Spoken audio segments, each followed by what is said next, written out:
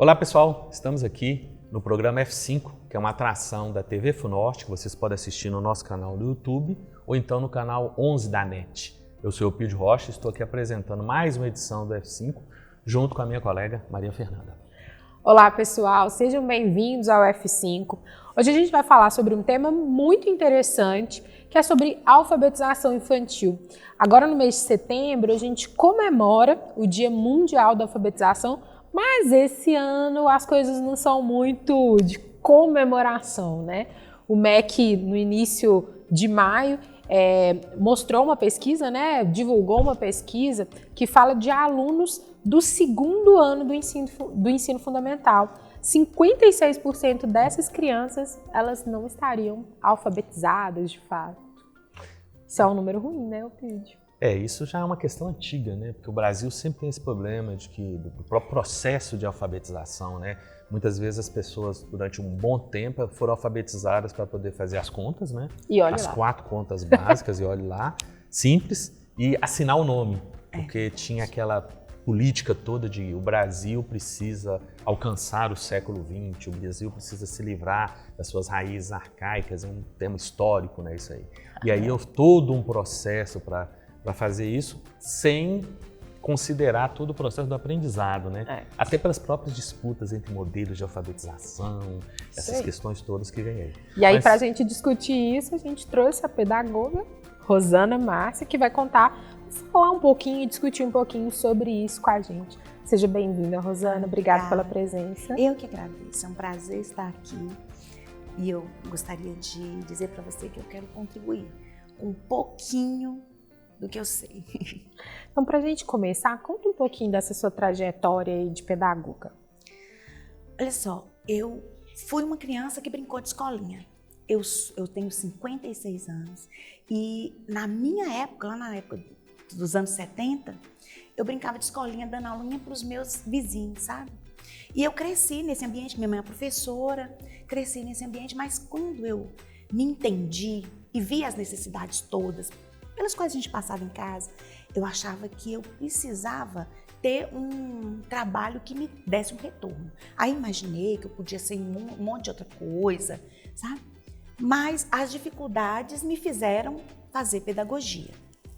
Fui fazer pedagogia por causa disso, não tinha nenhuma intenção romântica, de eu quero ser a melhor professora, a professorinha maravilhosa. Não tinha isso na minha cabeça, sabe? Eu fui fazer por necessidade. Mas fazendo pedagogia, eu comecei a me encantar, sabe? Minha mãe sempre foi professora na igreja e eu sempre ajudei a minha mãe. Minha mãe é muito lúdica, minha mãe é muito criativa e ela tinha as ideias e quem executava as ideias? Rosa, né? Então ela inventava e eu montava para ela. E aquilo foi me encantando. Fui trabalhar, fiz pedagogia, fui trabalhar nessa área e fui vendo a necessidade dessa ludicidade me acompanhar no meu trabalho. Fui percebendo que as crianças, quando elas brincam, quando elas se divertem, quando elas gostam daquilo que ela está fazendo, ela aprende mais rápido, sabe? E fui percebendo também que o meu amor, o meu carinho, não é só demonstrado no beijo, no abraço, que eu sou muito de afeto, eu sou muito de toque. Então, eu fui percebendo que o meu amor também é demonstrado nessa prática, sabe? De um bom trabalho, de uma boa didática, de uma ludicidade, de um jogo, de uma brincadeira.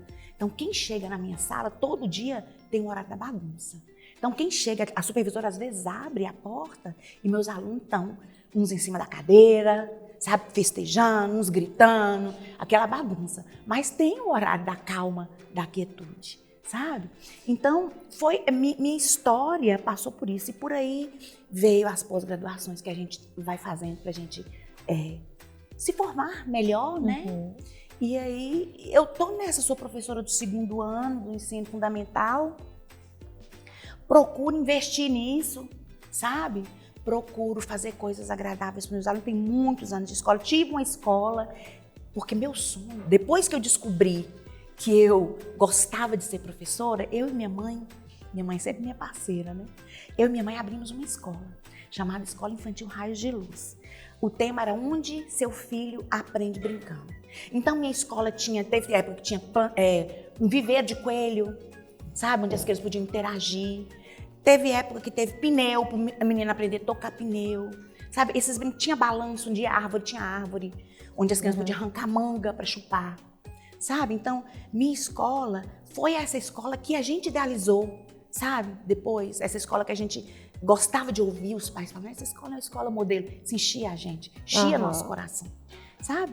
Então, tive uma escola e prestei concurso na prefeitura, consegui entrar com uma boa colocação, eu fiz minha pós-graduação no FUNORTE. Pode falar isso? Claro. Pode. Sem dúvida. Né?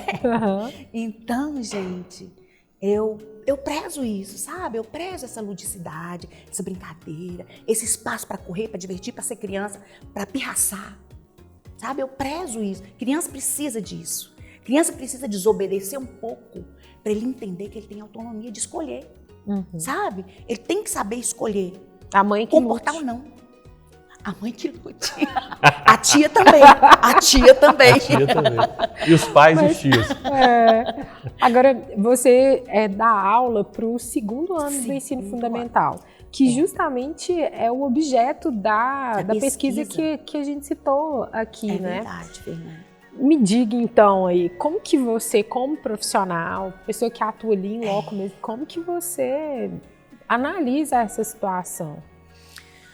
Olha, essa pesquisa mostra um retrato da alfabetização nossa, sabe? Não é uma coisa da gente se vangloriar, não, sabe? Pelo contrário, a gente se preocupa muito. Eu sou professora municipal. O município, ele tem se preocupado muito com isso, tem promovido capacitações frequentes para os professores, mas eu acho que não é só do meu lado que eu tenho que fazer um esforço, sabe? Tem que ter um esforço conjunto, sabe? Eu tenho que me esforçar para ser uma professora melhor, eu tenho que buscar saber o nível que a criança se encontra, para a partir desse nível eu oferecer uma intervenção, sabe? Porque cada criança está num nível, sabe? Uma criança só conhece letra, outra criança conhece letra, lê as sílabas, outra lê palavras, outra já lê frases, outra já é fluente. Isso dentro da sala de aula, dentro da minha sala de aula, eu tenho esses níveis todos. Então eu preciso saber onde a minha criança está para oferecer essa intervenção. Então eu preciso ser lúdica, eu preciso ser atraente, eu preciso pôr uma bola vermelha no meu nariz e ser palhaça de vez em quando para atrair, porque a gente tem uma dificuldade, sabe, Eupídio e Fernanda? Hoje em dia, as crianças têm dificuldade de prestar atenção, sabe? As crianças hoje, elas recebem uma quantidade tão grande de informação, sabe? Que vem do mundo todo e vem de tablet, de computadores e telefone. A criança tem uma recepção de tanta informação que ela não consegue focar numa coisa. Ela tem que estar prestando atenção em tudo ao mesmo tempo, sabe? A criança tem que ficar focada em tudo, então ela está desenvolvendo esse cérebro, sabe? Que fica focado em tudo. Então ela tem dificuldade de parar e falar, agora eu vou prestar atenção para aprender. Ela não está com essa facilidade. Não dá conta mesmo, né? Não dá conta.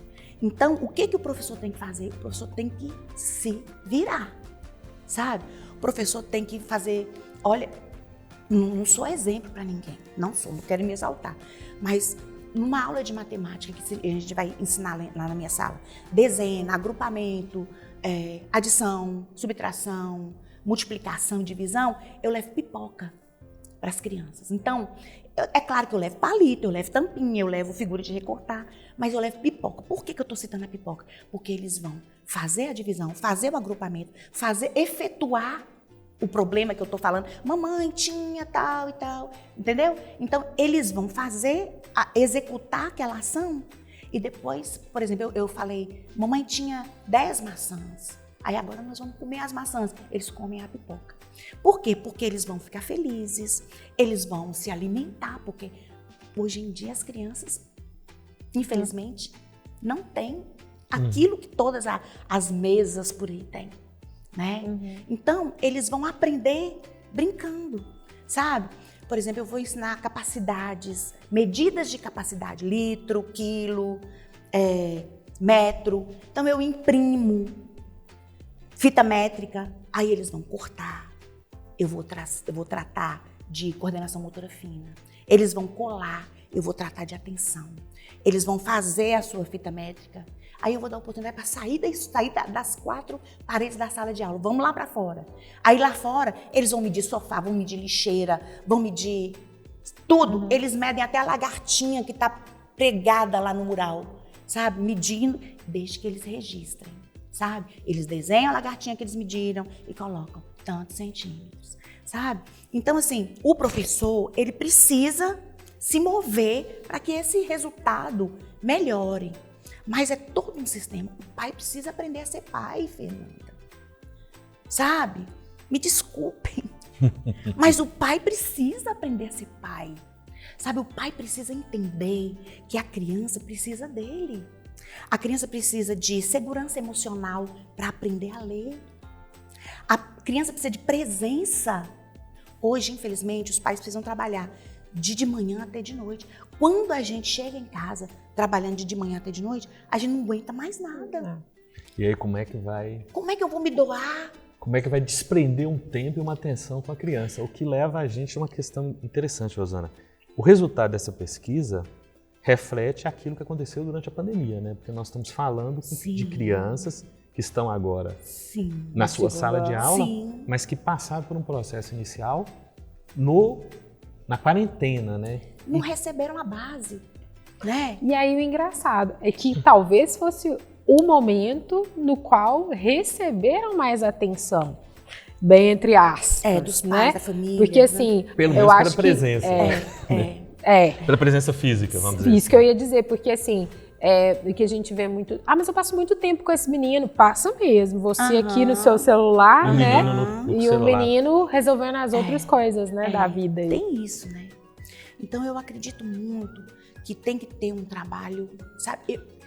Posso sonhar? Claro. Olha, fica à vontade. Você imagina se o SUS oferecesse um trabalho, assim, de psicologia para atender os pais depois que a criança nasce. Olha, seu filho não pode ficar tanto tempo na tela. Olha, o pai seria obrigado a levar o filho, sabe, para medir, para pesar, para conversar com o psicólogo, sabe? E o pai está presente para ver isso, para ver o filho crescer, para entender a fase. Cada criança passa por uma fase de desenvolvimento.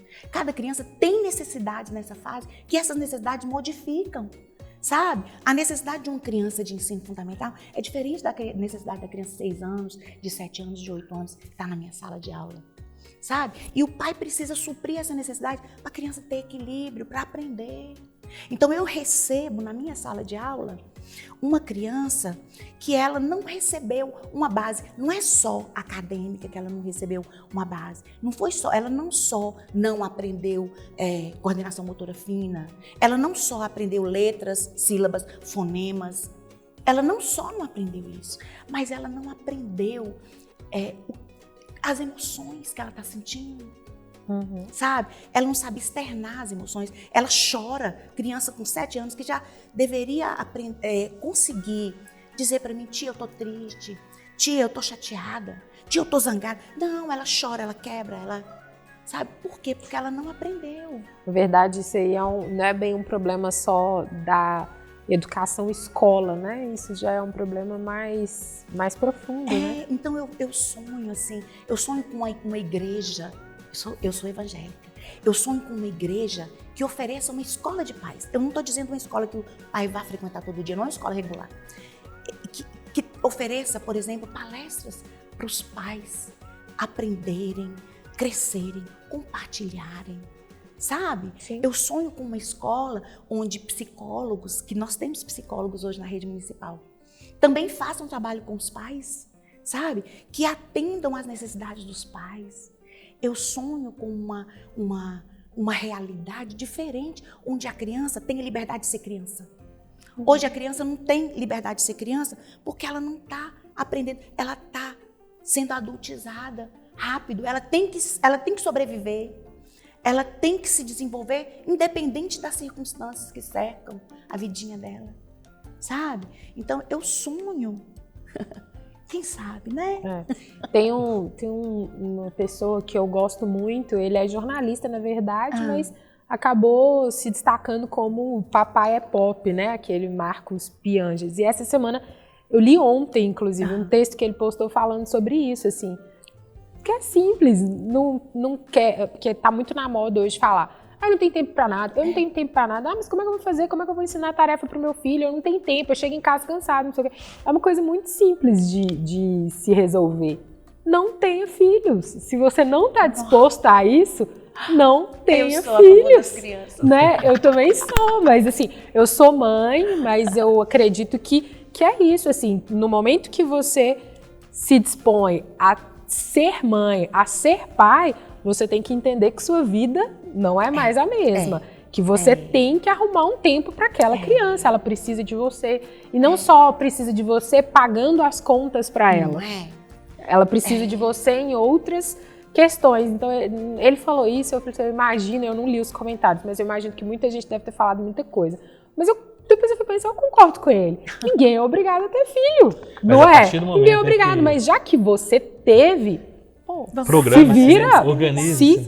A criança não tem culpa da sua falta de tempo. Ela é, como diz o sistema, ela é dependente. Né? E aí tem uma coisa interessante, você falou de dependente, volta de novo essa questão da importância da escola, né? Esse espaço onde vai ter o aprendizado, onde vai ter o convívio, onde vai ter uma formação. Eu acredito que esses últimos anos, né, digamos assim, um período pós-pandemia, nos lembrou disso, né? O quanto que a escola é importante. A convivência e até o espaço mesmo que você falou, o espaço lúdico da escola também. Essa interação, né, que a escola proporciona. Realmente, a escola é um ambiente onde a criança cresce muito, sabe? Criança que fala pouco, chega na escola, desenvolve a fala, né? Criança que brinca pouco, que é retraída, chega na escola, ela é obrigada a conquistar o seu espaço. Então, ela é obrigada a sair de sua caixinha, seu casulinho e virar uma borboleta e voar, né? Então, a escola proporciona isso. Eu acredito na escola. Bom, Rosana, você tem utilizado várias metodologias, vários recursos, né, as chamadas metodologias ativas, para conquistar esse aluno, né, para trazer o aluno para o campo do aprendizado. Fala um pouco sobre o que você tem feito, como é que isso funciona, quais são as experiências que têm dado certo. Eu estava na minha sala de aula e a minha supervisora sempre dizia para mim, eu preciso fotografar suas aulas, eu preciso fotografar você, eu preciso filmar. E eu sempre, meu Deus, para quem, né? De repente, eu cheguei lá na sala, olha, eu vou dar uma aula hoje de matemática saborosa, eu chamo matemática saborosa, sabe? Vou dar uma aula de matemática saborosa, então você pode ir lá na sala assistir minha aula. Tô lá, de repente, ela chega com uma outra moça, não conhecia a pessoa. E aí, a moça se apresentou, eu sou analista da Secretaria de Educação. Eu falei, menina, o que você veio fazer aqui? Que nervoso! O que você veio fazer aqui? Aí eu vim assistir sua aula, sabe? Ela foi lá ver como que eu tô fazendo, fotografou, filmou. Rosana, mas assim, tá uma delícia esse papo. Eu, como mãe, então, é dos papinhos que eu gosto, né, Elpidio? Mas, infelizmente, nosso bloco está chegando ao fim aqui. A gente vai para o intervalo comercial, mas eu queria te agradecer muito a sua presença aqui. E a gente espera que você volte aqui para falar mais sobre essas crianças aí. Muito obrigada. E aí você pode aproveitar esse momento assim para dizer para a câmera, olha para aquela câmera ali e fala assim, dá pais, né? Preparem-se, então, pais, é isso mesmo, para poder dar assim a mensagem final, né, o encerramento, né? É isso aí. Quanto tempo eu tenho, gente? À vontade. Tá bom. Pais, aproveitem seus filhos. A infância é muito rápida. De repente, quando você assustar, seus filhos já cresceram, não estão mais no seu colo, não dependem mais das coisas que você fala. Então aproveitem para influenciar agora. Influencie, ame, acolha os seus filhos. Isso é mais importante do que qualquer uma coisa que você possa oferecer. Perfeito. Fica a dica, né? Papais, mamães, Crianças que estão ouvindo também, repassem isso para os papais e para as mamães. E para os tios também, tios que estão ouvindo, falem isso também. Né? Tem que defender o meu lado de tio. É lógico. E a gente vai para um pequeno intervalo, vocês aproveitem aí para ver um pouquinho da nossa programação e não saia daí que a gente vai continuar esse papo aqui muito legal sobre alfabetização, criação, educação, enfim. Etc. A gente te espera.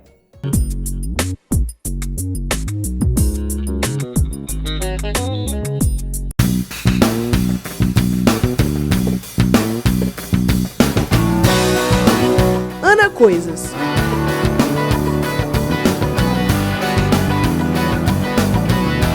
Curiosidades. Coisas.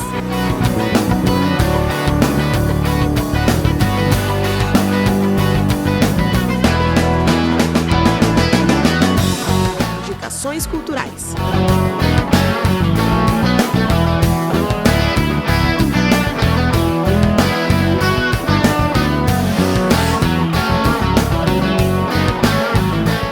No nosso programa, vou dar dicas de receitas práticas e o melhor, com produtos acessíveis para você que não tem tempo de se alimentar bem.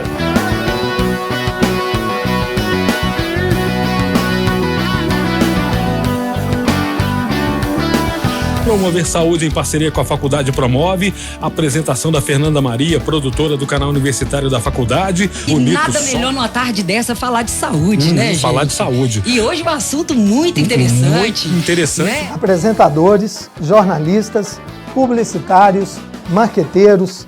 A gente vai tentar te explicar com entrevistas bem legais e curiosidades sobre o mundo da comunicação e do entretenimento.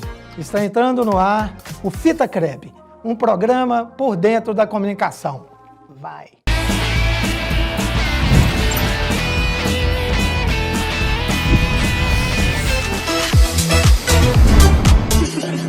Intensidade dando vida à cidade, protocolando o que eles ainda não sabem. Falsidade é mato, pelas ruas eu vejo, em meio ao caos se entregam por dinheiro. Então, a Mel se apresentou, Melissa Oliveira, eu, Jonathan César Neto, mas ela gosta de me chamar de carioca, né? Você também fica muito à vontade. Então, os nossos queridíssimos convidados estão aqui, já apresentaram a primeira música, daqui a pouco tem mais. Você tá no YouTube também, já ativa o sininho aí para você receber todos os programas da nossa grade, que são vários programas, e principalmente Canta Aí também, né? Que vai poder acompanhar todos os nossos que a gente já fez.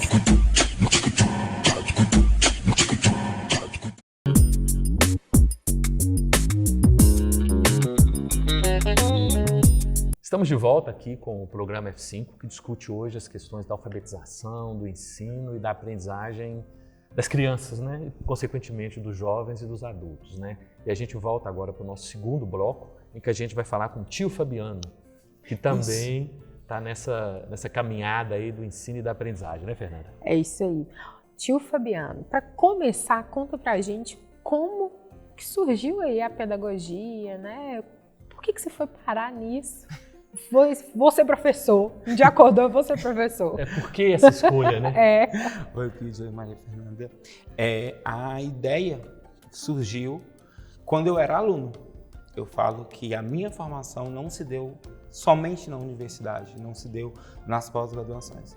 Eu me tornei professor a partir do momento que eu era aluno. Sou filho de professora, a minha família, a maioria, são de professores. Então eu já nasci, eu falo que eu nasci, enquanto uns estreiam, nascem num palco, eu nasci dentro de uma sala de aula. Minha mãe, ela sempre pautou a importância da educação e da importância do trabalho dela. Então eu sempre caminhei entendendo que era uma profissão muito digna, uma profissão muito, né, que tinha seus valores, mas sempre aquela coisa também, não se torne professor porque tem o sofrimento, tem as dificuldades. Só que não teve jeito. Eu quis outras profissões e sempre fugindo da educação. Mas a pulguinha, né, o que a gente fala, o vírusinho da educação já estava lá dentro, já estava espalhando esse amor pela educação. E quando eu fui fazer vestibular, toda vez que eu ia me inscrever, na época eu ainda era vestibular, eu ia me inscrever, vou escrever em arquitetura. Aí me inscrevia, mas também fazia pedagogia. Vai que um não dá certo, o outro dá. Até que eu consegui, aí eu passei.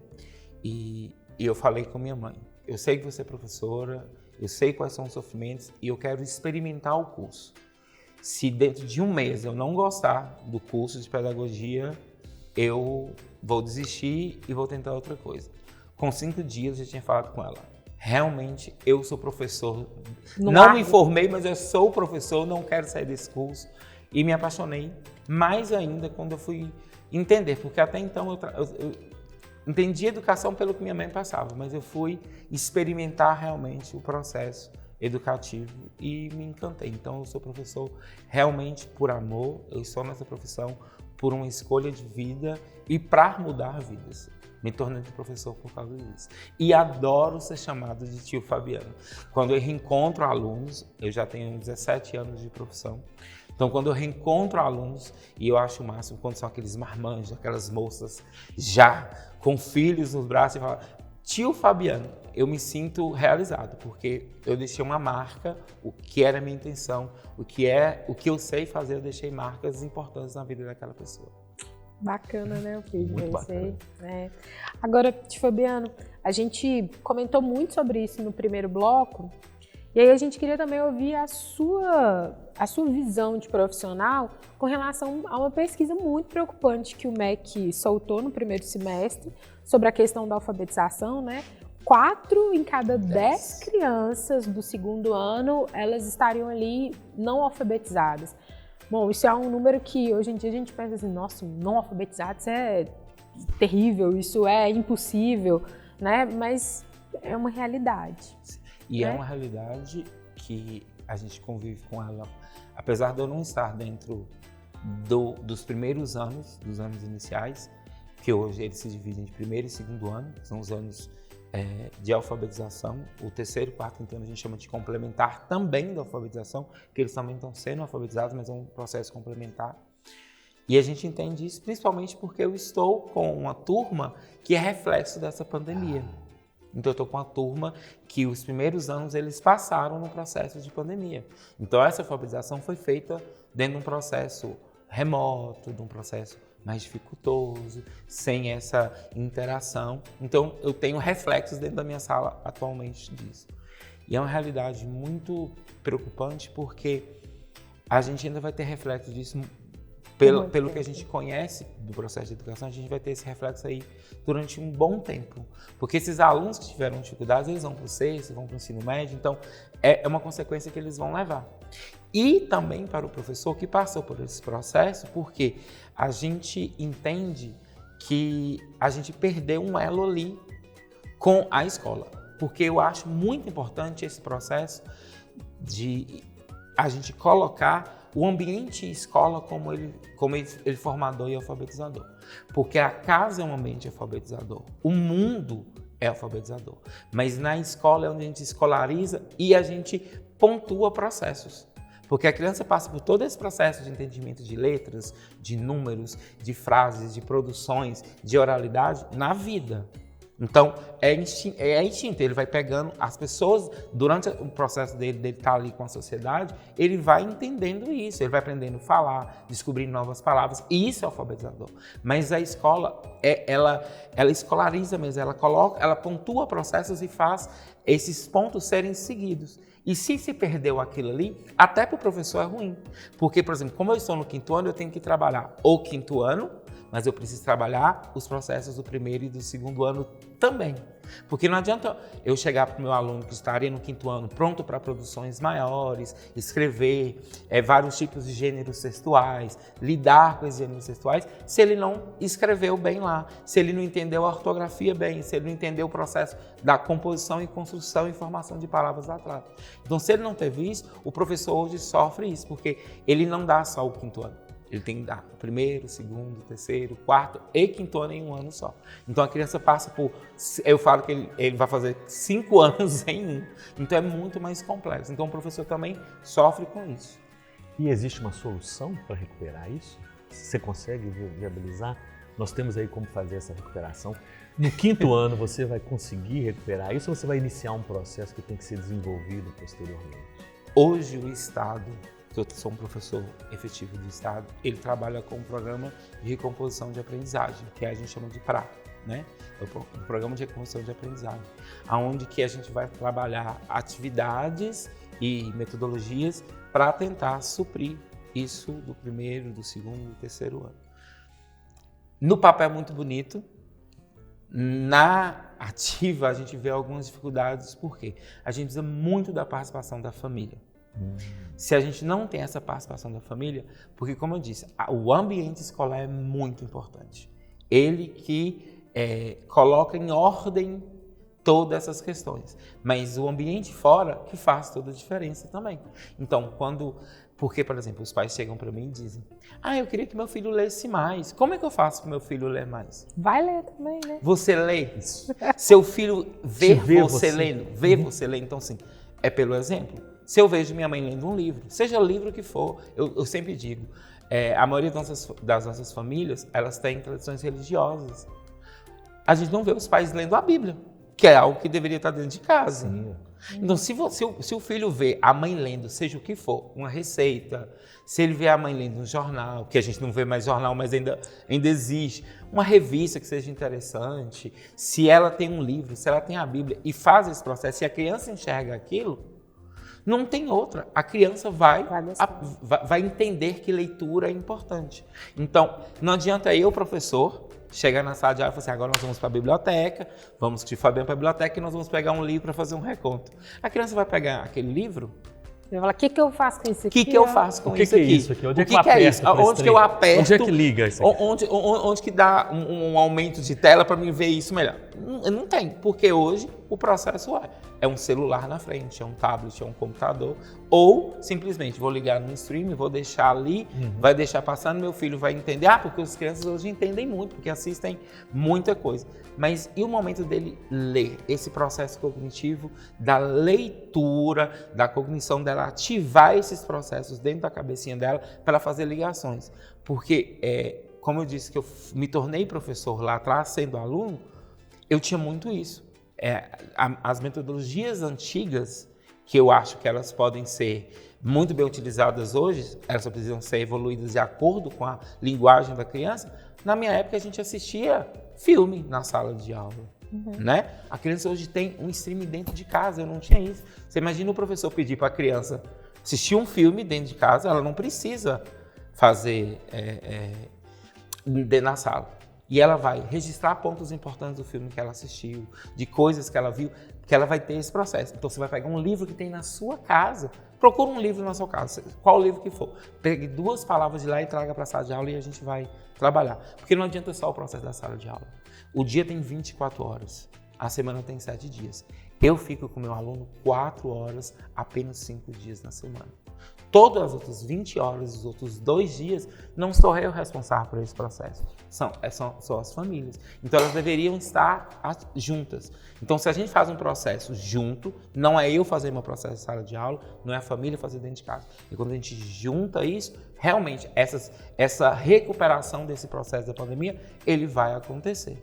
Né? Se não houver isso, é impossível acontecer. Só a escola não dá conta de suprir isso. Pai, mãe, ó.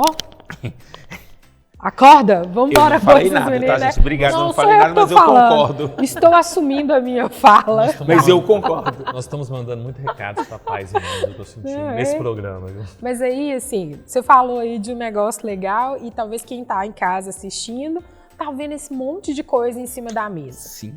A gente aqui sabe para quê, né, o Pires? Mas quem tá em casa não sabe. Então, você falou das metodologias ativas, antigas, isso, né? Como era antes, o que era feito. E hoje todas as escolas, todos os professores, eles têm... Todo o processo de aprendizagem, praticamente. Ele está vindo para isso de metodologias ativas, que seria aí o momento do aluno, ele tomar... à frente, né? Protagonismo, né? Isso. Do professor ser apenas um mediador. E o aluno está à frente disso. E a gente pensar nisso, só trazer informação, esse ano a gente perdeu uma das maiores alfabetizadoras desse país, que foi Magda Soares, que trouxe informação.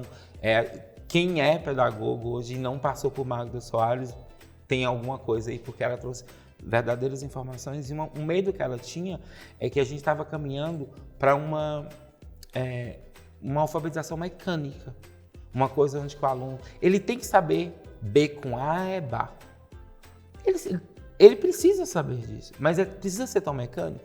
Então ela tinha medo da gente perder essa questão de uma escola construtivista, onde o aluno participa, onde a família participa, onde o professor ele vai fazer esses elos, ele vai fazer essas ligações. E eu sou muito apaixonado pela ludicidade. Eu estudo, gosto, vou atrás o tempo todo e amo essa palavra ludicidade. Porque o homem é um homem, é um ser lúdico, né? É um ser lúdico. A gente precisa dessa interação. Por exemplo, a gente está aqui através do YouTube, do canal de televisão, mas a gente precisa dessa interação aqui. Né? Então a gente precisa desse momento, precisa falar com eles. Quando a gente precisa olhar para cá, precisa ter essa ludicidade, a gente precisa entender e conversar. A conversa é lúdica. Porque a partir do momento que eu falo, o outro escuta, ele aprende regras, ele aprende a ouvir, fazer cognições e conexões. Então tem tudo isso. Então a ludicidade é algo que eu sou apaixonado. E isso dando a ludicidade, eu já sempre gostei muito de jogos. Só que eu achava que os jogos que eu jogava, os board games, né, os famosos jogos de tabuleiro, lá atrás quem entende imaginação, banco imobiliário, jogo da vida, um RPG, eu pensava que isso era algo de hobby, onde que eu vou utilizar com os meus amigos. E eu tentei fazer a ligação. Gente, eu posso trazer isso para minha sala de aula. Porque eu percebia com os meus amigos que quando a gente estava jogando o jogo, porque essa informação aqui, eu falei, gente, a gente está aprendendo aqui, alguém está trazendo a informação, por que eu não uso em sala de aula? Então hoje eu sou um defensor, eu sou uma pessoa que pratico e que faço questão de informar sobre a importância dos jogos em sala de aula. Então eu trouxe alguns jogos aqui em que eu trabalho e eu percebo que os jogos, além de trazer as informações, trazem conexões emotivas. Porque eu sempre falo, esse jogo é baratinho. Porque a gente leva os jogos, mas esse jogo é baratinho. Você não acha que seu pai e sua mãe, já que vai te dar um celular, não é melhor economizar um pouquinho e dar um jogo? Porque o jogo vai ser para a família inteira. Vai ser para você, para sua mãe, para o seu pai, para a avó, chamar os tios para jogar. Então, vai reunir famílias. A gente vai criar essas relações novamente. Então, o jogo tem todo esse processo, tanto educativo, também como emocional. Porque eu imagino, quando eu falei jogo e falei jogo da vida, você já trouxe memórias. Então, o jogo traz isso. E imagine isso dentro da nossa sala de aula. A gente trabalhar o emocional, a gente trabalhar social e a gente trabalhar o educativo, o processo mesmo de aquisição de aprendizagem ali dentro da sala de aula. Então, é muito gostoso, é interessantíssimo. E a gente está aqui, eu peguei uma aqui para a gente ver.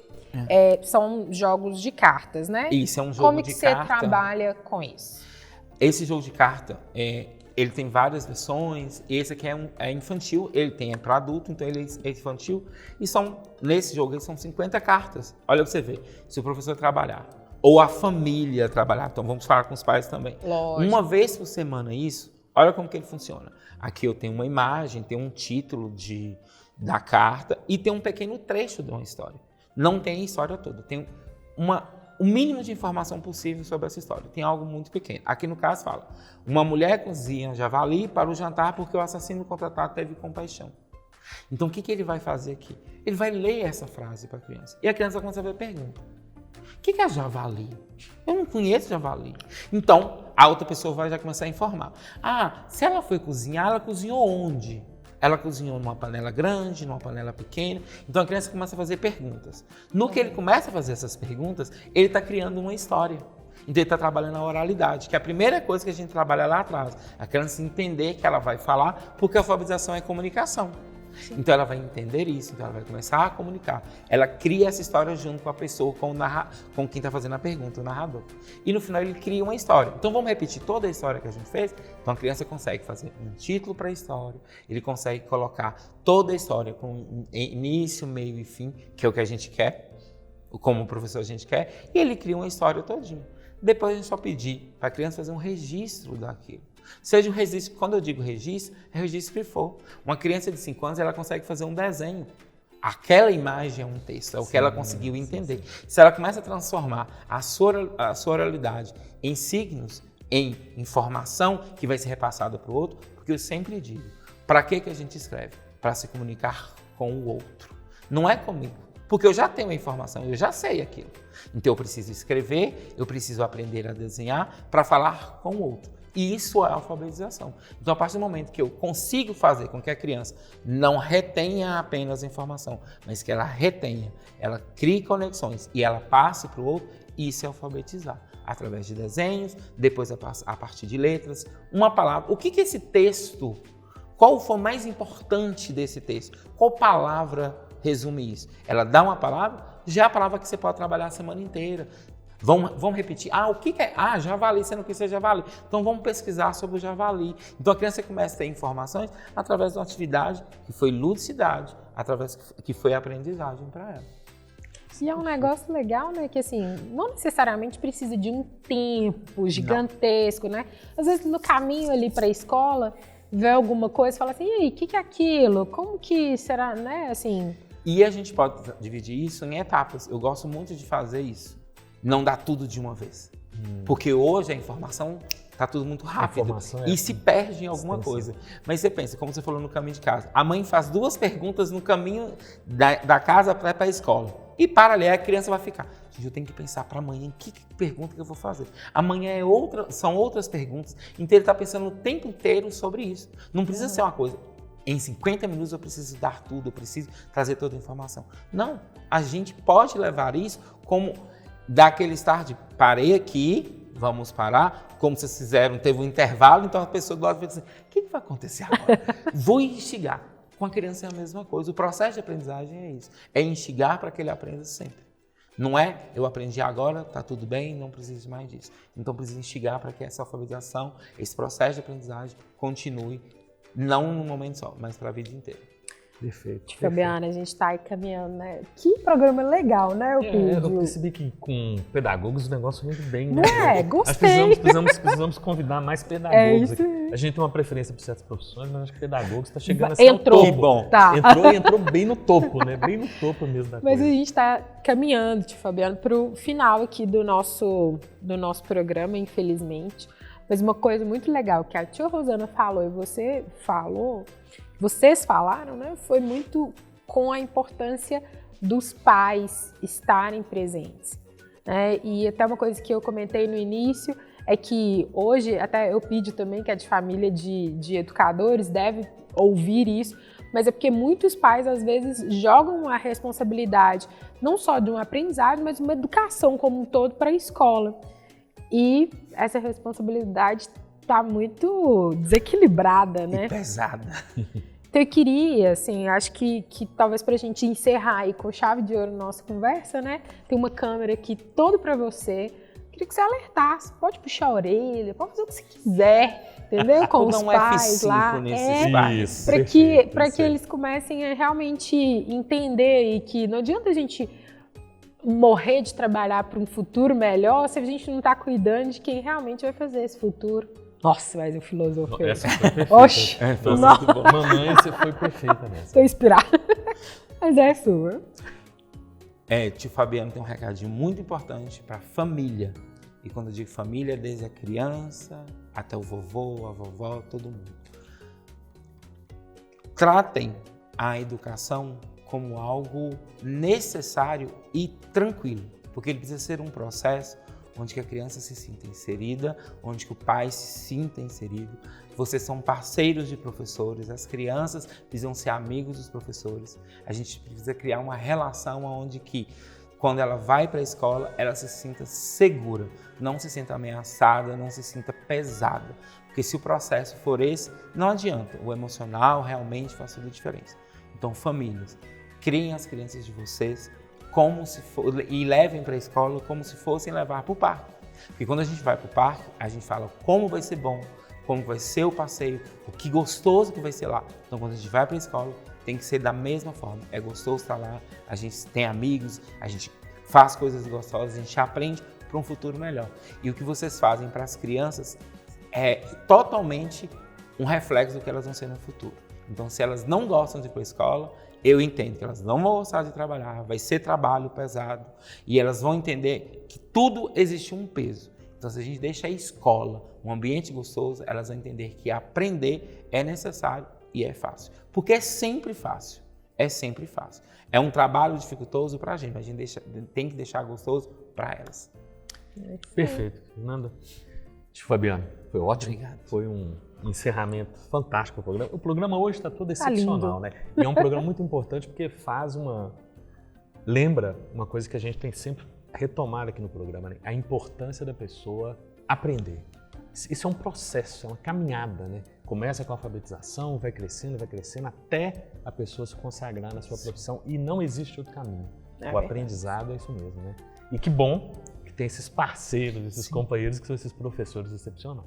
É isso aí. Muito obrigado pelo A gente que agradece, parabéns aí pela profissão maravilhosa e as portas do F5 estão abertas aí para você, para muitos novos encontros, né? Novos encontros, novas conversas. Estamos aí abertos. Precisa é só chamar. Já que a gente está falando de conversa, fica também um convite para você acompanhar as nossas edições do F5, né? Toda semana vocês podem acompanhar, além dos outros programas que a TV FUNORTE oferece para você, tanto no YouTube quanto no canal 11 da NET. É isso aí, pessoal. Até mais. Tchau, tchau, gente. Até a próxima.